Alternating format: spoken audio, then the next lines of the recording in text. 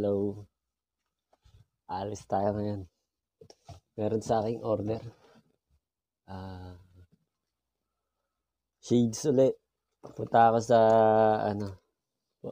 Road 1. Ride ko. Second na umorder sa akin to. Shades ulit. Pero nung nakaraang gabi, umorder sa akin si Robert Villanueva. Ayan. Umorder sa akin yun ng helmet tsaka shades. Ayan. Oh, no. Salamat.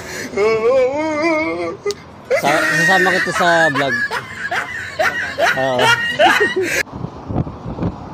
Lakas ng hangin. Nahangin yung phone ko.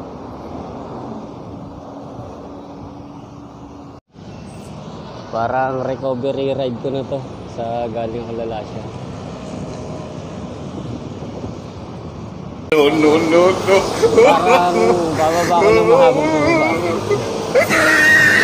Pero doon daan ko eh. Ito yung daanan na sobrang haba. No? Patay ako pag-uwi. Pero okay lang. Sinasabi ko eh. Ito nga eh.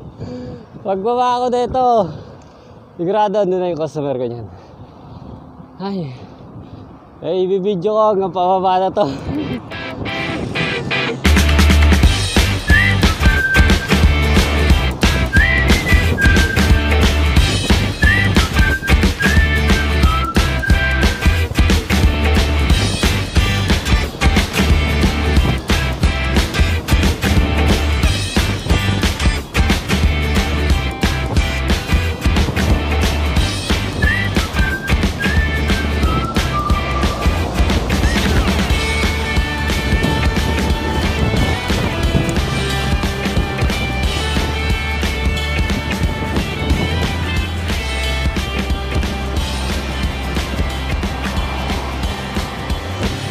Ang haba na ito. Mga 4 o 3 km to.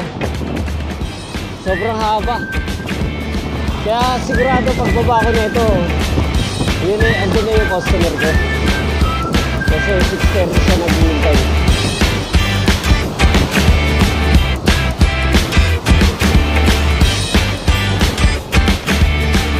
Time check. 7 PM na pala.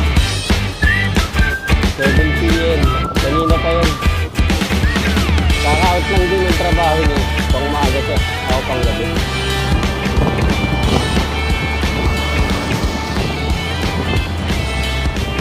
Ito maganda dito sa Taiwan kasi hindi siya delikado. Basta gumilid ka lang.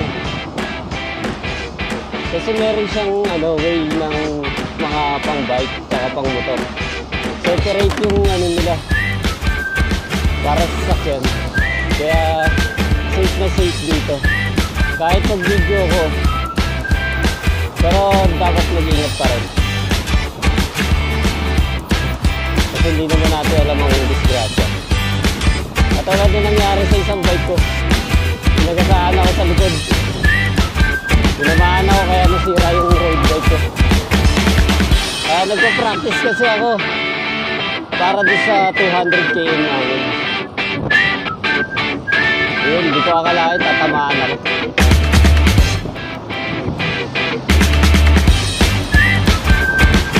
Wala pa, hindi pa ako nagpa-vlog nun eh. Ngayon, kaka-start ko lang din yung nakaraan. Kasi para lang din Kaya kasi mga nire-ride ko, mga pinupuntahan ko. Parang halos araw-araw yata ako kasi bukas magra-ride na naman ako, mag-aatid na naman ako ng items ko.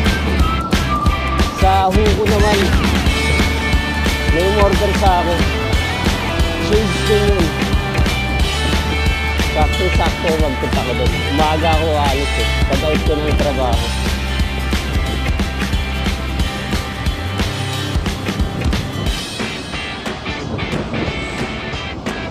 Abo.